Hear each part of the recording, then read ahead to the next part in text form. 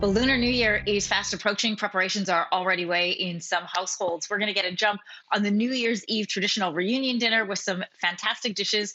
Chef Sang Kim is here to join us to explain more. We also know that this is the year of the ox. Welcome. Hi, Anne-Marie. Thank you. I'm so excited to chat with you today. Thank you, by the way, for the couplets and for the red envelopes. It really helps to make the segment look more beautiful. How will you celebrate this year? Because, of course, a big part of any festival, of any celebration, any culture, is getting together as a family to eat. But we can't do that this year. No, we can't. And you'll recall. I mean, it wasn't so long ago. It was 1 year ago where so many people celebrating Lunar New Year were going, of course, into their ancestral villages and hometowns to visit with their parents and grandparents. And clearly, they can't do that, or it's certainly restricted, both in South Korea and China, a great deal this year. How do you do it? You do it by way of Zoom, the way everyone else is doing it. And just keeping away for everyone else's safety. Yeah. And that's a little bit about how you and I are going to do some of this cooking over Zoom. But first, tell me about the year of the ox. Why the ox and what does it mean? The ox, obviously, great perseverance, hardworking.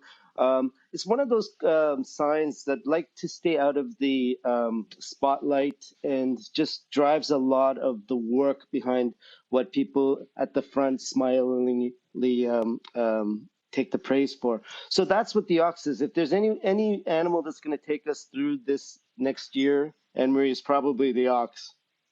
Mhm. Oh, I love that. That is so true. Honest, hardworking, diligent, steady.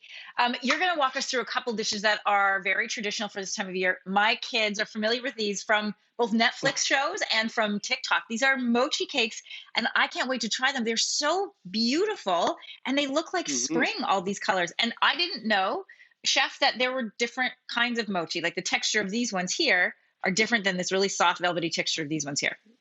It's amazing you pointed that out and you were able to really feel it at that level. You know why, Anne Marie? Because mochi is probably the best branded, but of course, rice cakes are very popular in China, Vietnam, Korea as well. The Korean style is Mhm. called songpyeon, and we use it for Thanksgiving, but also for New Year as well. But in songpyeon, unlike mochi, is not made with glutinous rice powder, so there's no none of that starchiness, that thickness that you're feeling when you just pushed into the last one. The first one, which was a little bit Yeah. harder, is a non-glutinous type of short grain rice used, right? They're beautiful. They almost look like tulips that are just about to open. They're so pretty. Well, wait till you get it to the Can I? inside of it. It's going to be delicious. Absolutely. Go ahead. Okay, I'm gonna try right now. And I know you sent these yesterday, and you said not to eat till today. But when I was setting this up, I ate a row. Well, of course. Of course. So good and so flavorful inside. Like tastes like sesame. Yeah.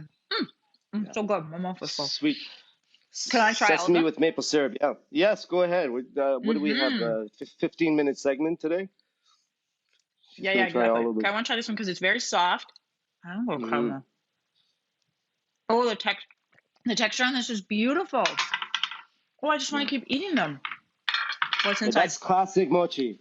So inside is probably like a Mm. red bean paste, sweetened, you know, a lot of beans.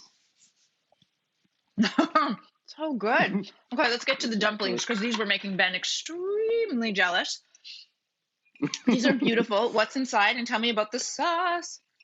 Yeah, so what's inside is your classic Chinese dumpling. So it's got ground pork, of course, it's got chive, but I've done it a Korean way, so it's called mandu in Korean, and you got it gyoza style.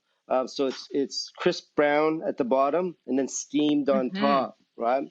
But what I've been doing since after I sent that to you, Anne Marie, is I've been making ingots because you know that dumplings are supposed to represent prosperity. The roundness is supposed to represent family coming together in the new year. So what I do is, of course, I make a standard type of gyoza with 4 or 5 pleats, and then I turn it around and I just wet the ends and I tie them together, and they look, of course, like ingots because dumplings were in the shape of often the function of Chinese coins. And so you have an ingot style, of course, which Oh, needs to be steamed. Okay. Oh, that looks beautiful. So good. Chef, I want to thank you and wish you an early Happy New Year. New Year's Eve, which is traditionally when people get together to share a meal, is February 11th this year. The day, beginning of That's all the right. days, is February 12th. So an early Happy New Year to you. Happy New Year to you as well, Anne Marie. Thank you. Thank Okay, you. I'm going to eat the rest of this, preferably in front of Ben to make him angry. Let's send it over to Kelsey. Kelsey, I wish you could try this. It's really good. Oh, it all looks so good, Emery. I'm super jealous of working here from home as well. Enjoy the treats. Thanks for watching. If you like this, be sure to subscribe here. And you can check out more Your Morning videos right here.